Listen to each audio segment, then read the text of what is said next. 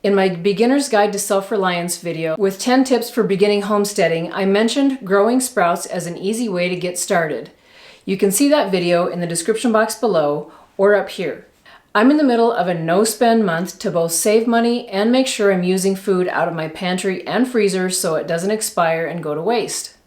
I've canned fruits I've foraged and vegetables I've grown, but the fresh greens I've started the month with have been used up. All you need for growing sprouts is a mason jar, sprout lid, or some cheesecloth with a jar ring, some sprout seeds and water, and you'll have nutrient-dense greens in about 5 days. Put this sprouting lid on, which has holes in it, and for this first night, I'm just going to let these seeds soak in the water for overnight. These have soaked overnight initially. Now it's time to give them a swirl and decant that water. There we go. Fill it up with 2 cups of new cool water, which is halfway up this quart jar. Give it a swirl. Dump that water out, and I kind of shake the jar, especially initially before they start sprouting, so that it's a little more dispersed along the jar. And I'm going to invert that into my bowl, and I'm going to leave those until tonight when I do it again. It's the first night of rinsing. Swish it around, drain the water out, rinse the bowl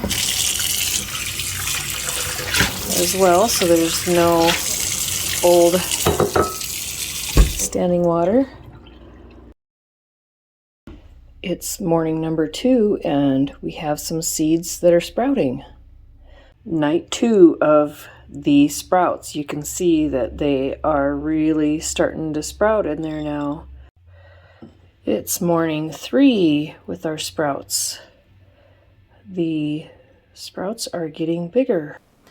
The path to self-sufficiency, autonomy, and self-reliance that allows you to escape our industrial food system and the current supply chain issues centers around the kitchen and growing your own food.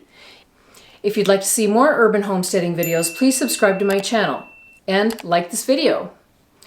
I've got entire libraries I'm continually adding to of home cooking, backyard gardening, foraging, food preservation, and urban homesteading videos for you.